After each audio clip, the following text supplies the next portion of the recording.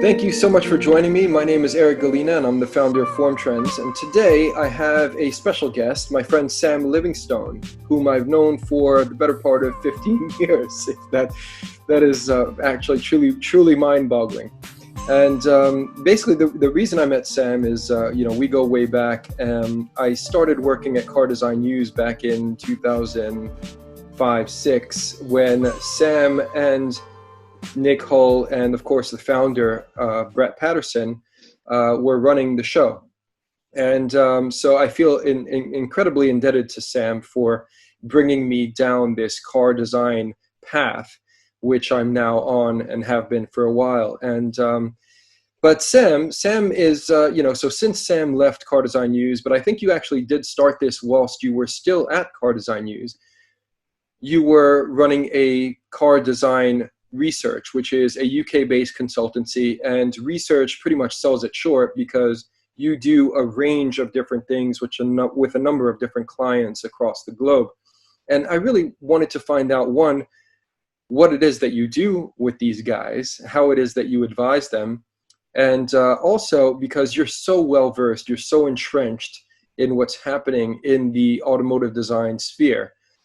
Just get your opinion and your just feedback on where you see things going, what you see currently taking place, and where we can potentially see the future. So look into your crystal ball, Sam. Yeah. Eric, thank you. Nice to be here to talk to you. And 15 years, it doesn't make us sound like the young kids on the block that maybe we still think we are. It's a long time, isn't it? I remember, when you first came on board, I mean, you are indebted to us. We should be indebted to you. You did a lot of making Car Design News, as it was then, come up from hobby site to be the brand that to some extent it remains much now the same. Well, thank you, Sam. So and that was good times. We had some good shows together and some good some all sorts of different travel and experiences, which was fun whilst it lasted. But for sure, it was a while ago. And in parallel to that, as you alluded to, indeed, from before that point, I was running car design research, similar name, different thing, and indeed teaching at the Royal College of Art. So it's been quite some time, for sure. Mm-hmm. So, I mean, the thing about, so again, research is, paints it with such a broad brush, but you do so many different things. Now, how is it that you come in, you work with some very high profile clients, OEMs across the globe. And what is it exactly that you advise them on? Because I presume each project is different, right? But you perhaps have a core set of competencies that you then transfer into, and the reason why they hired you to kind of show them a roadmap. How does that work? Yeah, well, I mean, it's hard to give you a short answer, but I will try and do that because we don't want me to witter on for too long. I mean, you're right, though. Car design research, in a way, it's not a very sexy thing. I am certainly not a believer that you need to go out, put a microphone in front of a customer and say, hey, what do you want tomorrow? And then, designers should design that. That is not that sort of reactive research has little interest to me, and I don't think much value to clients. All of the people at Car Design Research, in different ways, have always been fundamentally design background people, and for the most part, cut them and they bleed cars. And so whilst we're very vested in new mobility and all sorts of other transportation forms, and indeed stuff outside of cars, we're kind of car-ish people. But fundamentally grounded in design. We're not market research types, if you like. The work that we do, Eric, it is hard. We always struggle to articulate how we add value to our clients. But broadly, sort of two areas that it sits in. One is providing them with sort of useful, and I mean useful information to inform their project work, which they step off from a slightly higher point. So when they make the creative leap, they're jumping from a higher point, more futuristic, more informed. It's slightly firmer ground. You can't turn it into a join the dots exercise. It's not maths. We're still dealing in a very art space, but we are very well versed in helping them better understand what their challenges and be better placed for them to make creative decisions. And then the other side, which the two are kissing cousins, is to work normally with design leadership, the VPs of design directors around the world, and help them author and communicate and, if you like, substantiate their intentions, their vision. What is their vision for that brand, for that model range, for that portfolio even? How should they be differentiated? How should they re-energize the brand? And it's one thing to define that vision, but it's another thing to ensure that it properly resonates, connects, makes sense to the brand, will speak to the market, will ensure that that design output can really be useful, but also to do it in a way relative to a competitive context. You're not in isolation, and actually then to execute that in a way where management outside of design will buy into it, and then design team themselves will understand and be able to sort of, if you like, deliver upon it. And again, it's not like a complete guide, but it varies, of course, from brand to brand hugely. But fundamentally, helping them make slightly more firm the basis for them to make their creative work from. So yeah, that's the gist. Right. Hope that goes some way to describe it. No, and I know you've done a lot of work with Volvo and Polestar, for example, but I mean, you don't come in and they say, okay, we need something for this segment. You're more of a strategy role. I mean, what you've described is way more strategic because you're looking long term. Yeah. So we're lucky that we have worked with, I mean, you mentioned Volvo, Polestar, and there's not many brands that we can talk about very openly. We can say that, we've done a lot of work with Peter Schreier, Kia and Hyundai, how they're differentiated, what they actually should mean, also indeed in terms of perceived quality for those brands. We work with some of the biggest Japanese car brands. We work with other European brands. We do work also with some of the major American-based brands, and indeed we work with Chinese and some of the Italians. Right. So we can talk a little bit about some of those things, but not much. Thomas Ingerlath, with whom we've worked on and off for 8 years since he was at Volvo, he's been happy for us to at least talk a little bit about the nature of the work that we've done there. And indeed, we helped him architect the initial design strategy for Volvo that he brought in when he came in 2012, and from which we've seen all the products that have come since. It's their design strategy, it's not ours. We much informed what it would be and helped architect it and substantiate it and so forth. But we don't, if you like, own the new direction that Volvo has. It's theirs. And indeed, we have worked with them on Polestar, and specifically Polestar 2. It's got a lot of our thinking in it. I wish I could tell you about some of the ones. I mean, there's some that I'm quite happy not to be able to mention. From time to time, we'll go around auto shows and we'll see this thing and we're like, whoa, quite glad that we can't tell people we're involved in that, because maybe it's just not worked out quite as well as it could have done. But for the most part, the exciting thing of what we do is working for a quite disparate range of brands, and as you say, often on the big strategic things, but sometimes it is just on model range. Sometimes it's color, material, trim packs that might work. We did a big program once on alloy wheels, which was interesting for weeks, but would not have been interesting for months on end. So quite a spectrum of things that we do. Well, I suppose you have a luxury because, no day is ever the same, right? So, and for a creative, that's great because you get to latch on to different pieces. But of course, at the end of the day, like you say, you have to hand it off and they have to execute. And so whether or not they do a decent job in your eyes or, indeed something that's going to resonate with their customers, that's completely out of your hands. And, so I guess it must be, it's liberating, one, because and it's extremely creatively fulfilling because you're able to tackle so many different projects and so many different facets. But then on the other side, it can be frustrating when it isn't executed at the level that you would have liked it to have been. Yeah, I guess so. I mean, I'm sometimes envious of designers that I work with, and indeed I've taught, and they're in this position to stand there and present something, and it's their baby, so they get the kudos, but also they've seen it all the way through.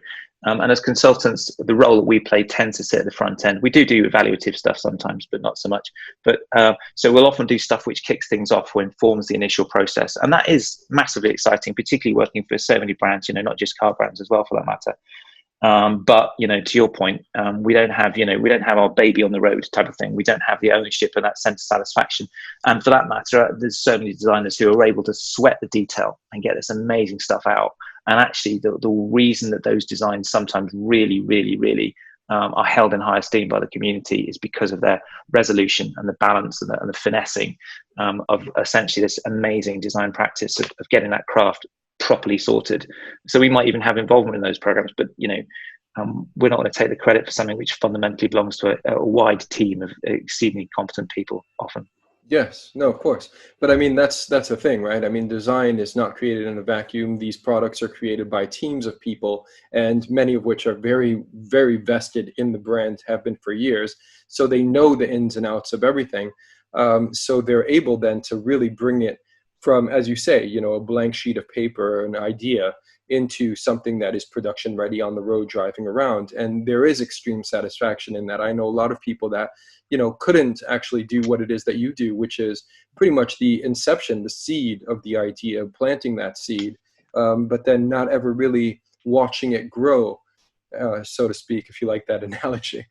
But okay, so there's that part, and of course, as a consultant, you know, someone that is privy to a lot of information within certain automakers, you're unable to share a lot of the projects, which is perfectly understandable. You know, it's great that you are able, and Thomas Ingleth is able to, is willing for you to share some of the work that you've done with Volvo and Polestar. So particularly the Polestar 2, I know that you guys worked on that. Can you perhaps shed a little bit of detail on that project, for example? What was your involvement there? I suppose I can, but I feel like I'm not able to go so very far, just because you know, I think we've got an understanding with Thomas, which is brilliant, that we can, you know, hold our hands up and say, hey, look, you know, we contributed to this, but I don't think we're in a position to be able to give you much of the minutiae. And you know, I'm not sure those people wanting to listen to this would really wish to hear it.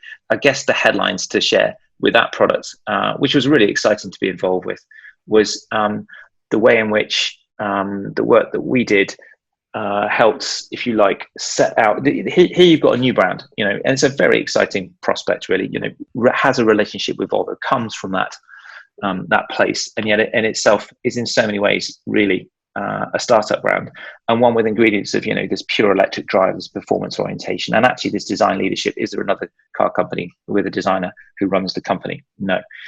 So there's something very exciting about the ingredients with Polestar, and I think that one of the things we were quite keen to help make happen was that the Polestar 2 would be, you know, as a stake in the ground, not a me too. And it's not like anybody in the group there thought it should be, but to say not being a me too, you have to be therefore different. And actually being a vehicle which is different to others can mean that, you know, people don't see you, it's odd, it doesn't have a comparison. It's fundamentally quite an easy way to not succeed. So articulating and defining the nature of how Polestar 2 should be distinct, but actually, if you like, still have reference points, still be understood and make sense and fit with the brand and be distinct from other things that one might compare it to, be that a Tesla or a BMW, were quite important. So a lot of the work that we did there was really about, if you like, not so much the silhouette, but the silhouette encapsulates it, the nature of the vehicle typology. What type of design is it? I mean, we live in a really exciting world in car design, because, you know, when I was a kid in the UK, you had hatchbacks and sedans and wagons, didn't you? And you had the odd SUV, but they were rare. And of course, now we have this blur of stuff. And, you know, we were looking earlier today at the new Link Zero concept, the electric thing that's just in Beijing last week. That's right. And, you know, it's interesting to see that product. Just in terms of, you know, is that a hatch? Is it a wagon? Is it a coupe? Is it a sedan? It's not really any of those things, really. So the sort of boundaries that are slowly broken down between those typologies over the years have now got to the point where actually some vehicles genuinely don't sit in a sort of demarcation. And walking around and understanding and navigating how those vehicles might be defined in the absence of conforming to the classical typological design solutions. I think that sort of work is interesting. And the Polestar 2 was an exercise to some degree in doing just that. It's still got reference points you can read. It still makes sense, we think, in the States and in China. Because, of course, you've got to design a vehicle in that instance which really chimes across many marketplaces where they've got different expectations. So, right. Again, a long-winded answer, Eric, perhaps to your question, but hopefully that touches on no, I mean, but that kind of brings me on to my second point to that. There's that, you know, working within all of these global automakers, looking at the global car design landscape. And you were right in what you were saying, so I'll just come off of that. When you were growing up in the UK, you had very specific vehicle typologies that were also very specific to the UK and European market. Whereas when I was in the US, growing up in New York City, I also had a different reference of vehicle typologies and different things culturally that played into that market. So now all of these car makers are creating vehicles that, of course, economies of scale are meant to sit in this global environment and sell in China as well as in India, as well as in Europe or in the US. And these are very different markets, but we're being offered the same vehicles. So, I don't know much about the Indian market, so perhaps we'll leave that one out. But, China, for example, and, it seems like that market is really latching on to what is appealing to the US market. And there was a couple of images that came out of Beijing where there was like a remake of a VW Transporter. I can't remember the name of the company, and a remake of the 1957 Corvette. The vet. And I mean, if you saw those images, it's ludicrous. One, but and they had motorcycles and everything, and it's like just you want your and they're it's hilarious because the Route 66, like what signs look like, highway demarcation, like that is their logo. Their logo is like a Highway 66, Route 66 logo, but then reinterpreted. Anyway, so my question, again, long-winded. I get what you're saying, though, I think, Eric. And it's like, and in a way, that example, of course, is in a way, it's a bit of a perversion. It's a niche little thing. But I think there's some interesting stuff you've just talked about there, because in a way, you've sort of got a cultural thing which has gone international. You have got a cultural consumption which has gone much more international. Although clearly you've still got infrastructure which is hugely distinct. Medieval city that I live in here in the UK, Cambridge, massively different to where you were brought up, which is different to other places. And California, having the same, New York is a grid system. Whereas, Cambridge is, and Rome, for example, these little tiny roads. I mean, it's a very different environment. Yeah. But I guess people are consuming vehicles more and more these days based on social, cultural ambition, aspiration, more so than prosaic need states, I reckon anyway. So, we are a little bit divorced increasingly, and not all for good reasons, in my view, from the sort of actual reality. There's an issue in the UK, you park a normal sized car next to another normal sized car, you can't get out of the car really, can you? The car park's too small. So that is a strange phenomenon. But yeah, also though, you picked up on that, you spliced in another point. China's becoming big. So actually in some respects, the center of gravity is going to be Chinese. So you could argue that in Europe, certainly, perhaps to a lesser extent the States, vehicles are going to be more orientated on the need states of those people in the Chinese market. I think it's an interesting one also in the current sort of political economic situation, which is that America is going to be separate.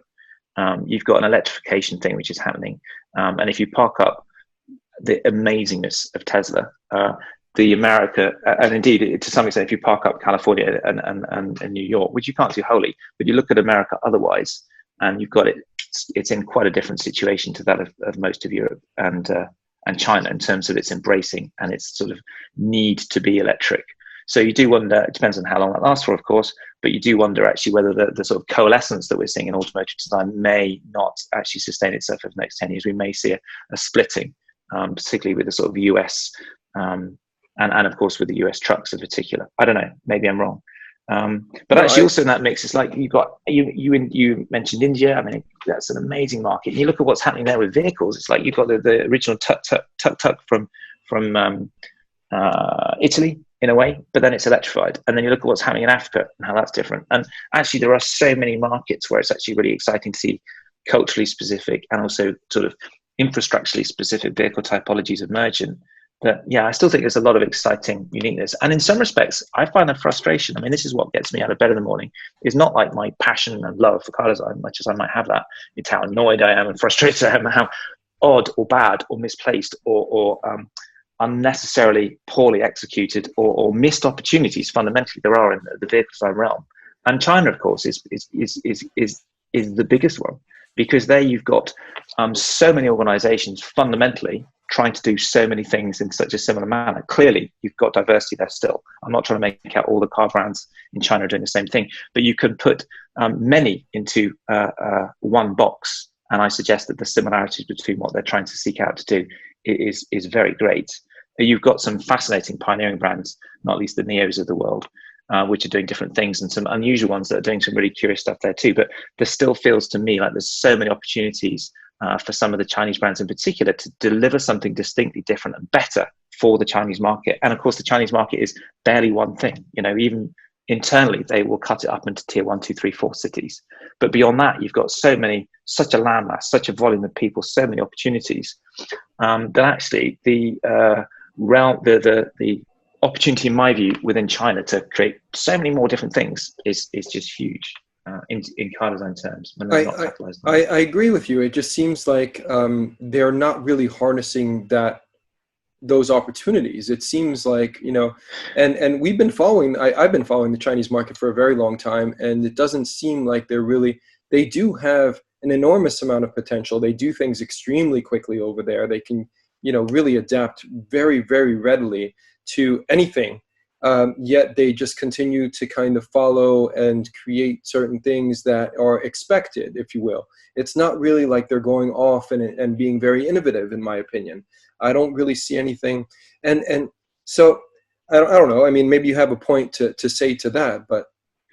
Yeah, I mean, to an extent, of course, it is very easy to be critical and to be broad brushstrokes. I think that there's an awful lot which is massively impressive, and the energy in itself is just incredible from that region.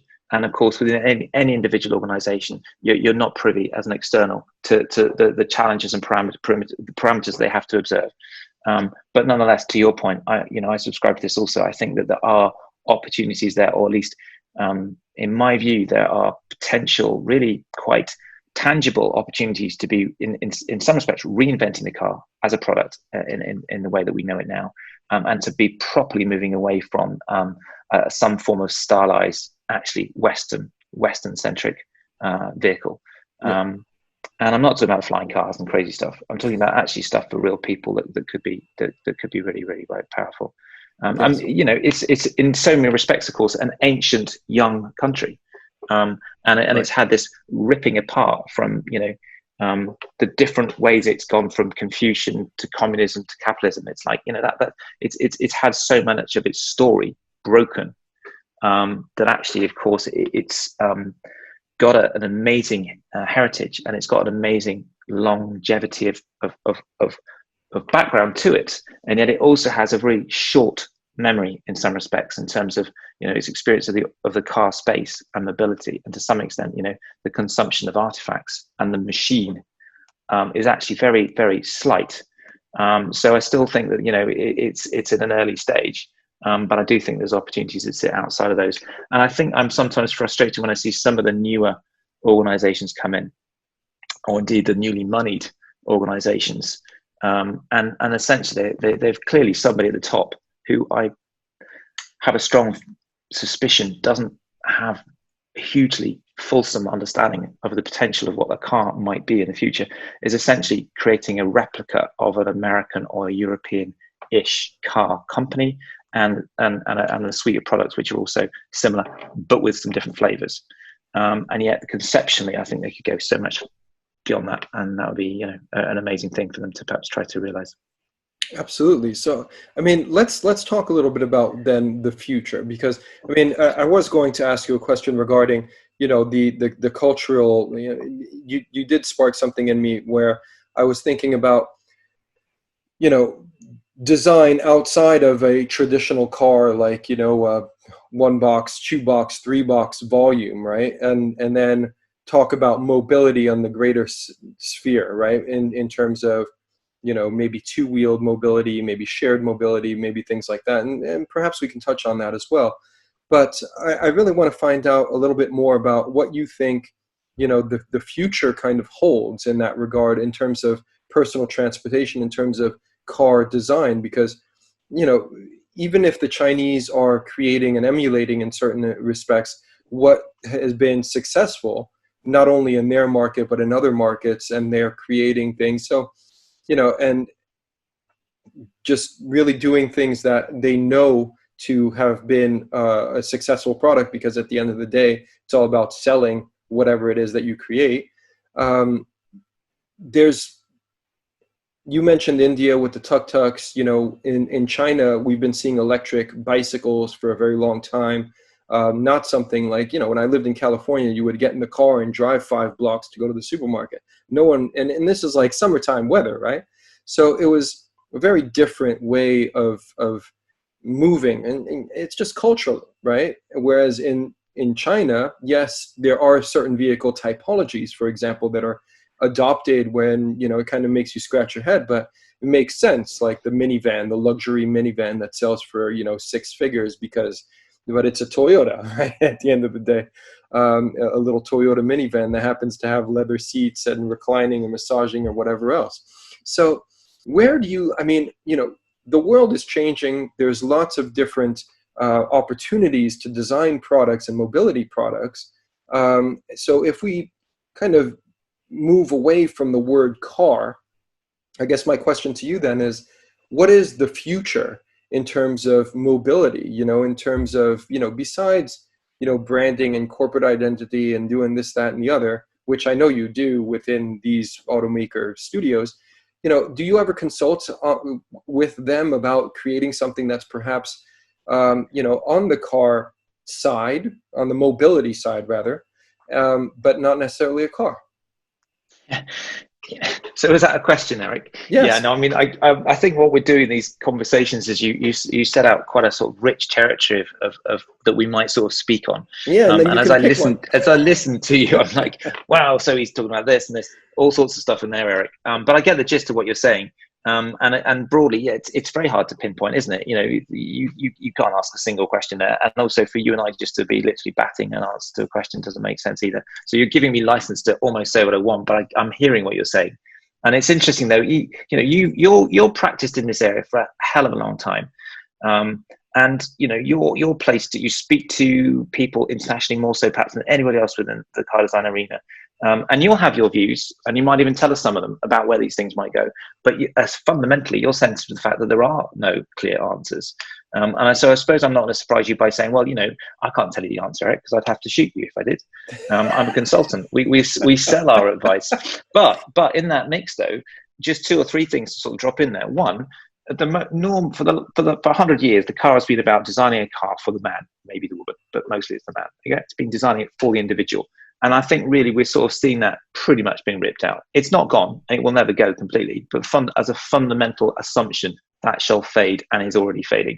You've got shared cars, but also, and this is one of the ones I find interesting, it chimes with the point that you said, designing a car for a place. You're setting up a new city. That happens now.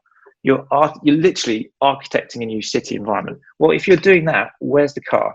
There's not many cars in the world that have been designed specific to location, but there are some. And there's some which have gone on to be iconic. 2CV, the Citroën de Givaux, is France, or was. And it made a lot of sense for all sorts of culture wars there. The Beetle, similarly, Germany.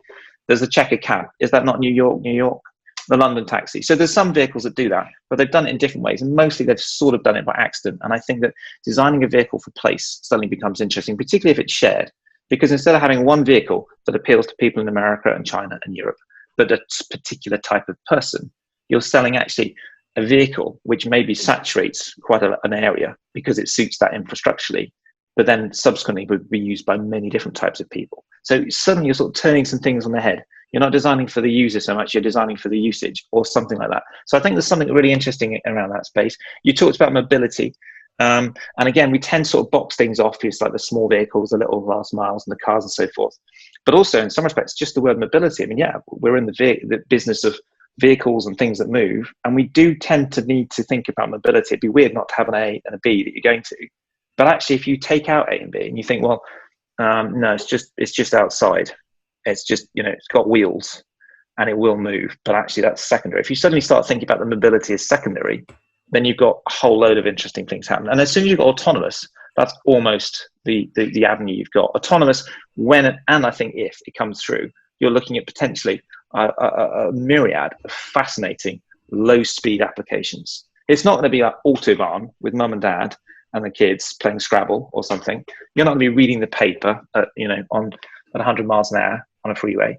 It's going to be low-speed meetings, which are fascinating because when you finish the meeting, you're at a new location, which makes sense. And it's going to be other sorts of forms of being in a place between social and work and a few other things, which happen to be in a mobile context. And already you've got instances with the pandemic in particular, where people are spending more time in cars parked. You've got all sorts of instances that even go back to the 70s, haven't you, with Giugiaro and the Fiat Panda, where the car was being designed with a consideration for its usage in a very interesting way. for Italian young people. So you've got all sorts of interesting parameters around that too, if you just rip out mobility. And then you've got all these new markets like Africa and solar. So there's so many different layers of what might come into here, where actually, if this is the car in the middle, it's like an explosion away from it. So there's something very exciting about all these different potential possibilities. And I've probably not answered any of your question really there. No, I mean, you kind of have, and you're right. I do have my own opinion of things based on the conversations, the interactions that I've had with other people that are in certain markets and designing vehicles for certain customers. But it also, it's nice to know that, as you say, it's very exciting, the prospects that, of course, I love cars. Now, that's another kind of side note, if you will, because, you've mentioned shared vehicles a whole lot in your response just now. But for me, it's as much about the journey as it is the destination. Like, over the holidays, over the Christmas, over the isn't it? summer. I mean, you and I, we it's all like about that me driving. Yeah, but I mean, in a way, we are that significant minority of petrol-heady type people. Quite. I mean, it's not to argue you're wrong, but I'm just saying that, in a way, you've got an audience, maybe you're listening to this as well, and they're like, oh yeah, I've got my classic car or whatever, they're into their cars. And it's valid. And I'm not, you do that. I think the journey is really important. I'm doing that. I do A to A journeys because, that's, I get some kick out of that. But not many people do. And sometimes when you're in a car company environment, you're like, all these people talking about making a cool sports car and stuff. I'm like, well, yeah, that works for hundreds of people, maybe thousands. And then you step outside of it and you realize that there's a whole bunch of people who don't have that. But perhaps it sells a vision, a dream, if you will. I mean, just like in the US, back in the 50s and 60s, having a car was a symbol of freedom, right? So perhaps, certain vehicles now, if you put them in a market like China, for example, like, a roadster type vehicle is not ideal for that market because they like being chauffeured around. They like having an footrest instead of the driver's side passenger, the passenger seat, so they can stretch out and lay back. They like I said earlier, the minivans with the huge room. So it's not perhaps, as it doesn't appeal to them perhaps as much as others because they don't consider it to be freedom. To them is having that space that you say where you can sit inside it with a bunch of your friends or colleagues, work colleagues, and you have your meeting, your business meeting, and go to a destination.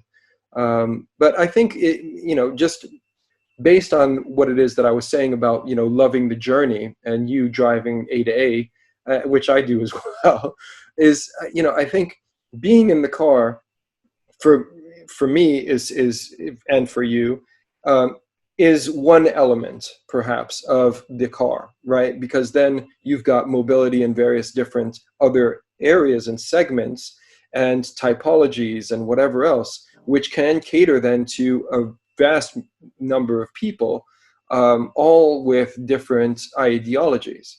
So that I think is particularly appealing, and what's exciting is that we're going to see a whole fragment of things like, you brought up Geely and the Zero recently, and that's something that I did want to speak with you about briefly because we're seeing Volkswagen, we're seeing Geely now creating these platforms that are meant to be kind of shared and sold, if you will, to other companies that are going to buy them and then put their own top half on it, if you will. So that definitely frees up such a huge amount of potential for design and brand identity and individualization for other companies that don't perhaps have the technology. But I think design is still going to remain paramount because then you can either put, sustainable, whatever,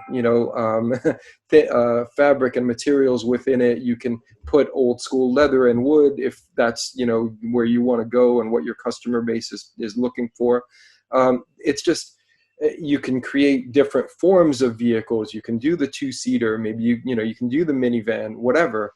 And so I think that is something that's also extremely interesting, is just the platforms and what electric vehicle platforms are going to provide to certain other users. And to continue that slightly, what is your kind of opinion And again, this is something that I saw at the RCA back in a long time ago. But he's a guy that worked at Ford, and I thought his project was phenomenal. And this is probably a decade ago, maybe more, maybe longer. He created a Mercedes-Benz branded.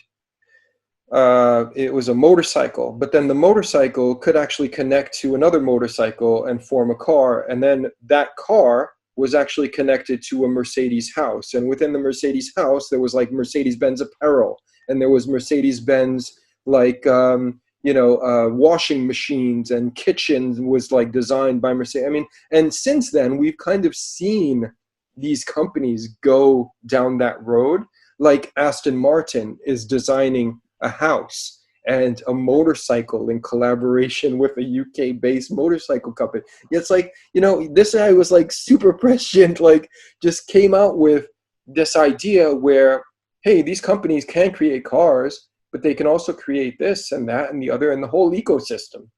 And it was amazing because, it's not like, it's not like that's not possible. Granted, they're steeped in history in the automobile, but who's to say that they couldn't perhaps do, something else in the future where it carries their brand forward, like Aston Martin obviously has done and is doing.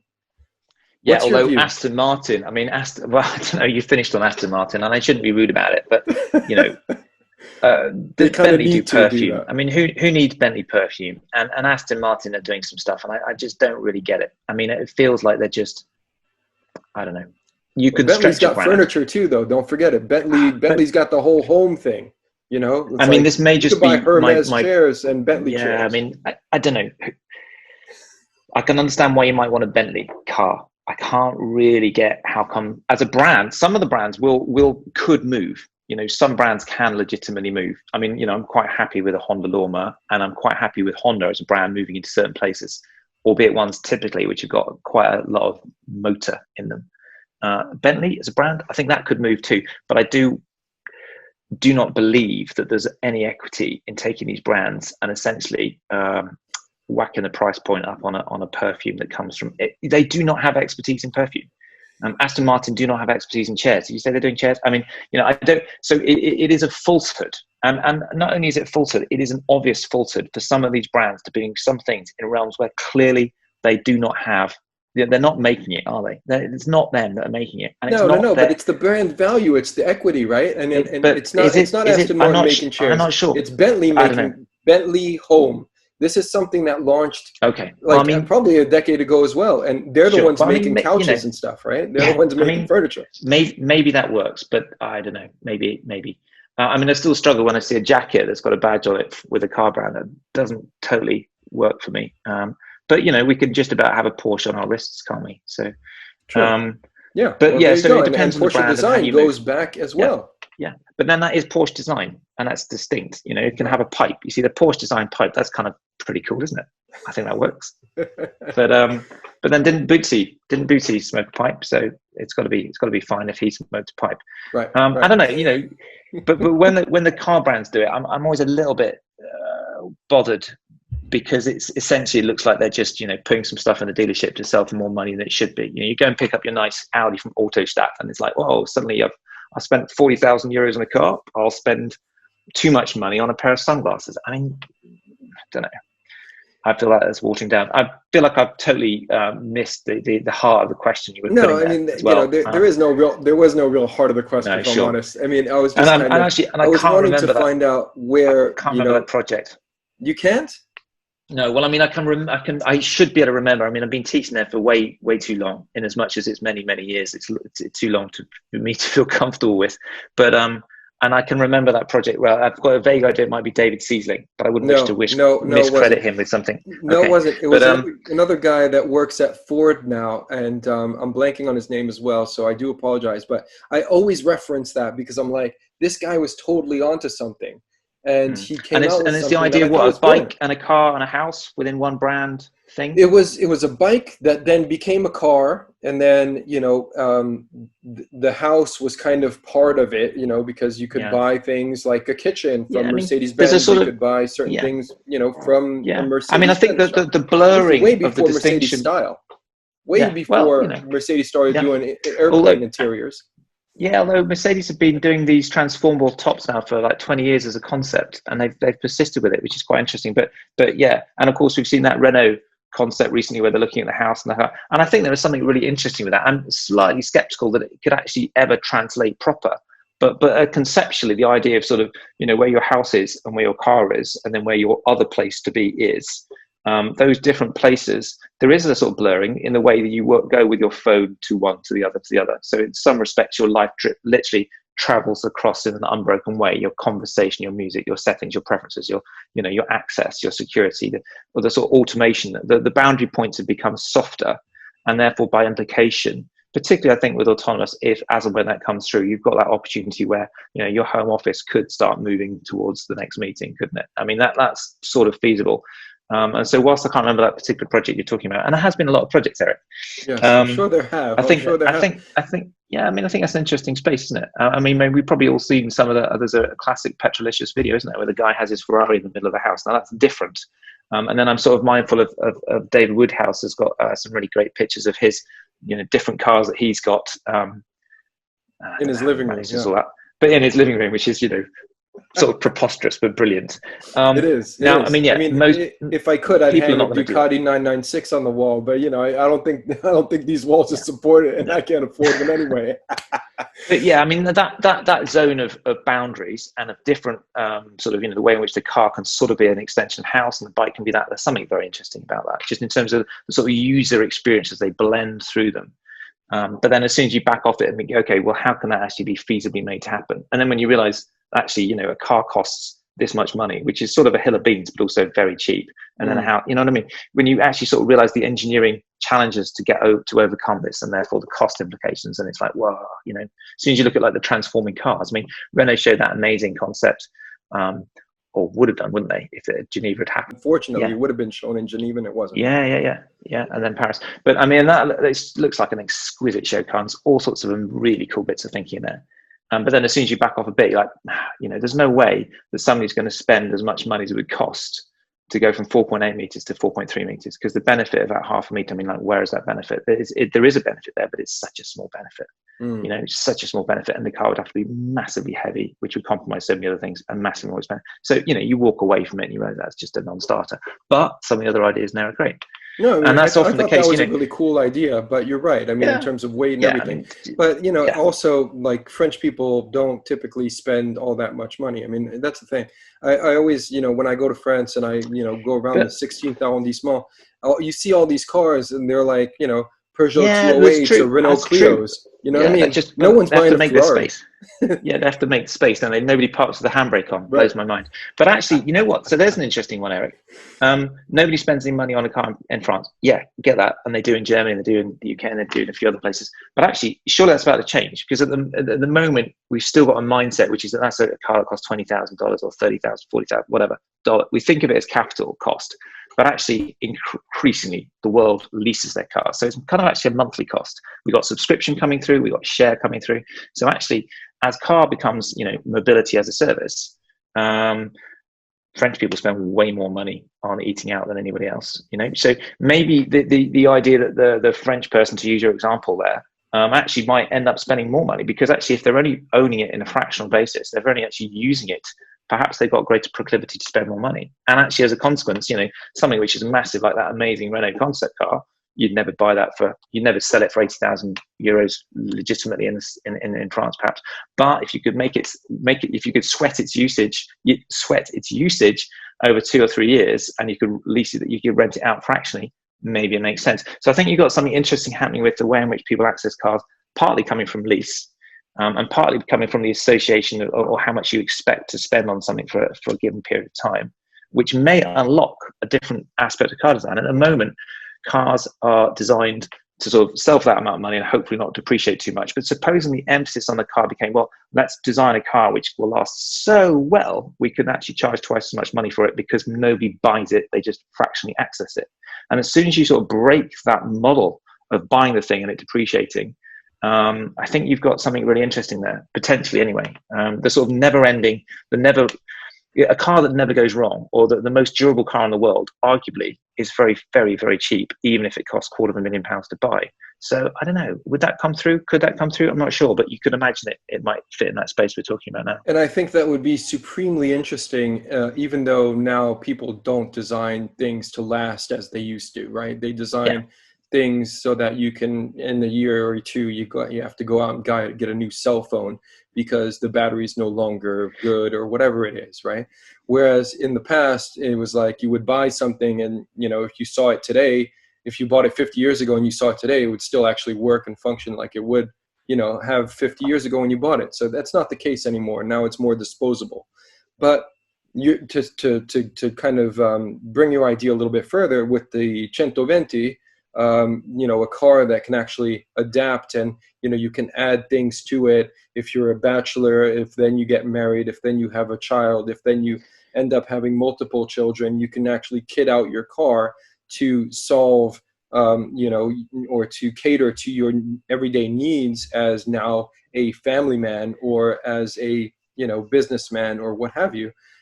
These are like, I think those are really great ideas, and if you had something that could potentially last for a very long time and all you had to do was, go back to the dealership to buy an extra seat or, whatever, that could have, considerable mileage.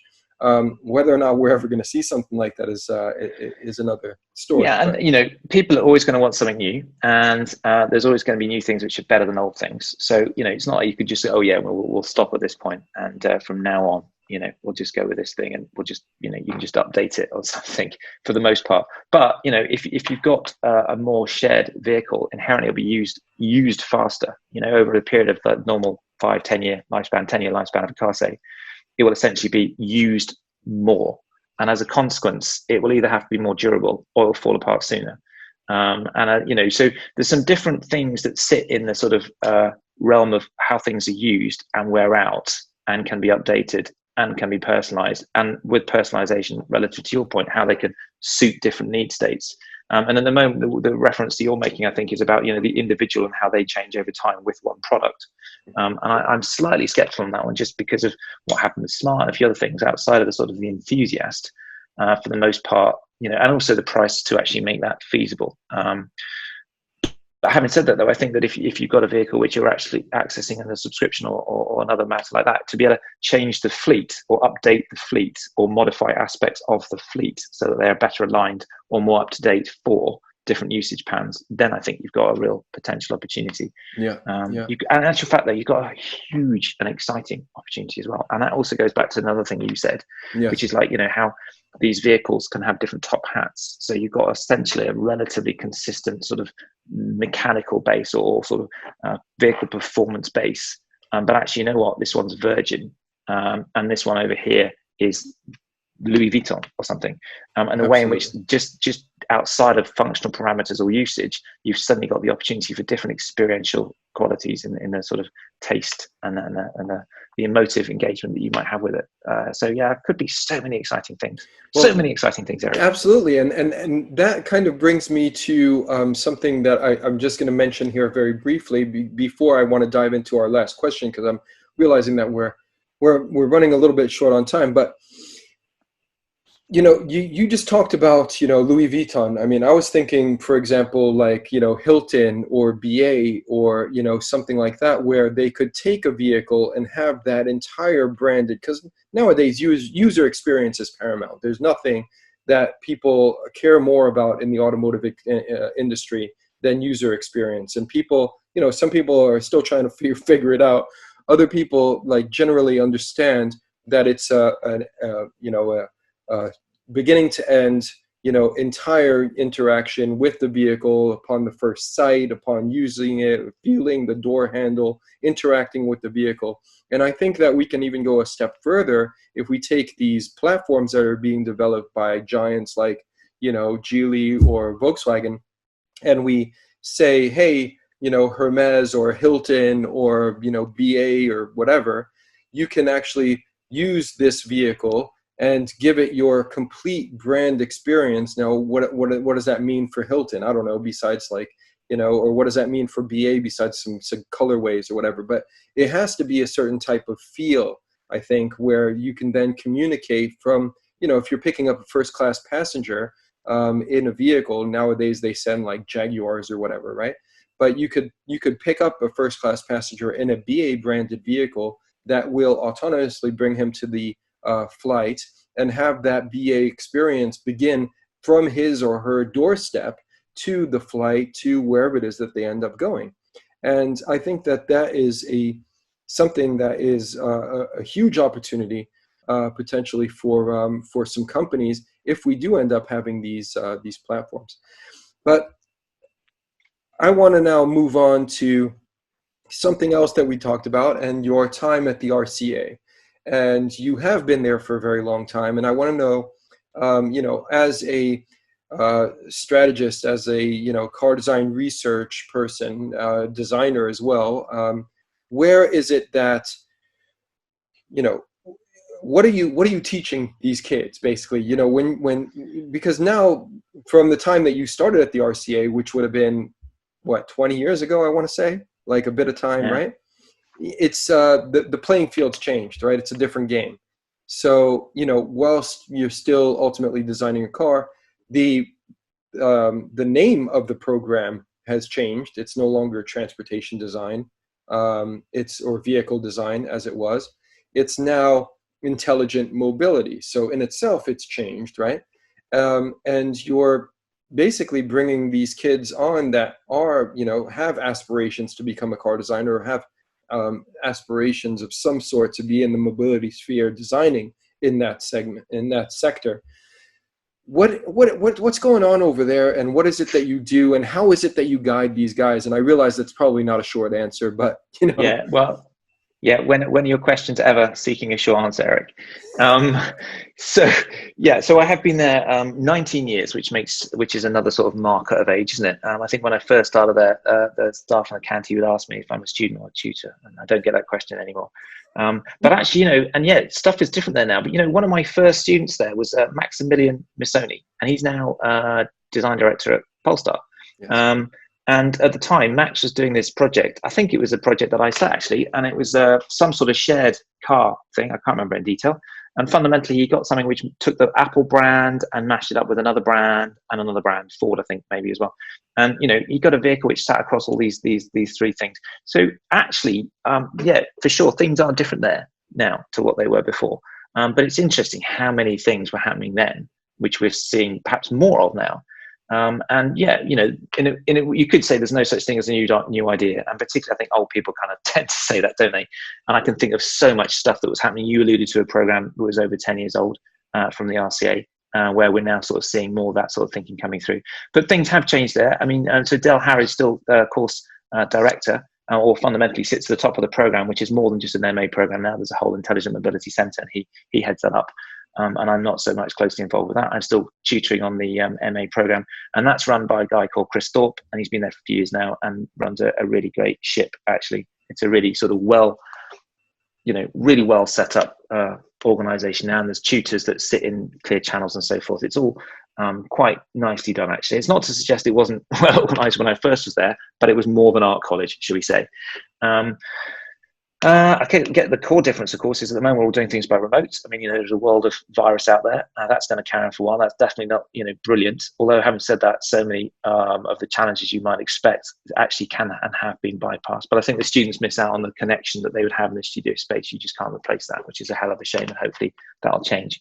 And as you said, it's changing its name. I suppose the core things are different, and there's less on the craft of creating form. In a way, the car designers have always bristled at the term stylist, but actually there's a hell of a lot that goes into being a car stylist, which is just amazing. And actually there's an awful lot of car design now which is still styling, and we shouldn't belittle it because it's just an incredible thing. But fundamentally, you're chasing form, and actually that's a massive important thing that sits outside of my realm. I can understand it, I can read it, I can talk about it, and I can pull it apart.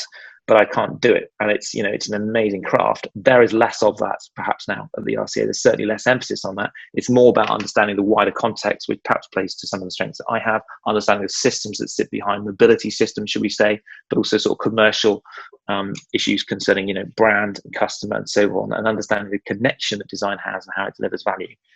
So there's more of that. But then obviously, and this is obvious, perhaps most of the students are doing things which are autonomous. Now that didn't happen 20 years ago. So there is, inherently students invest in the future. What they're doing now is not really that feasible. And so almost everything is electric. When I was back there, the get-go, some things were electric, but not most. So now everything's electric, everything's autonomous. There's all sorts of assumptions that are made about technological advancement, which goes beyond what we have now. VR crops up a lot. There's all sorts of facets that sit in that.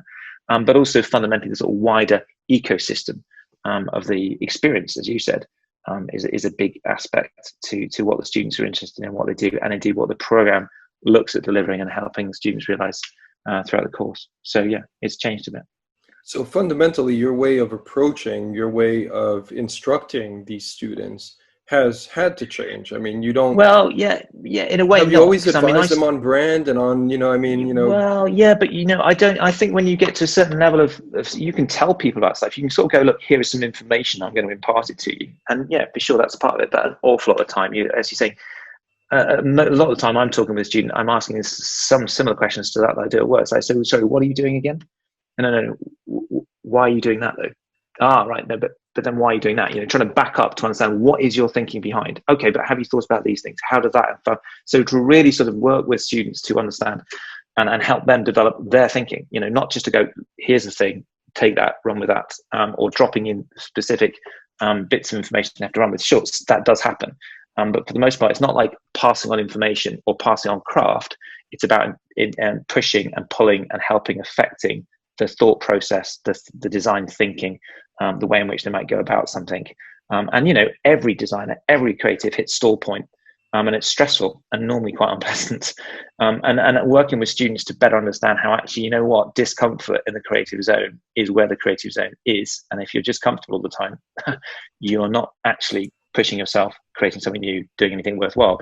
And sort of getting comfortable with the uncomfortable, understanding how to navigate that so you do actually go forwards. And even if you have to come backwards to ensure you at least move, don't just literally freeze. There's a whole load of stuff that happens in there, and that's not really changed that much.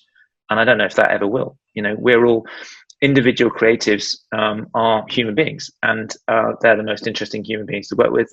We do all this sort of interesting things, don't we? And so a lot of it, though, is inherently about how our brain is and how it reacts to stimuli and stuff around you, and the creative endeavor of going forwards and conceiving things that haven't existed before. And that is, that's the bloody exciting thing that we do. And actually, that's kind of probably hasn't changed for hundreds of years, has it? In core principle. So yeah, work has changed there, Eric, but also work is exactly the same as it ever was. Yes. I guess in some sense, it's somewhat of a rude awakening for some of these students, perhaps once they go into the industry and start to realize that, perhaps the design director or the board of directors, or whoever it is that's calling the shots, is not actually as open to taking risk as they are perhaps wanting to.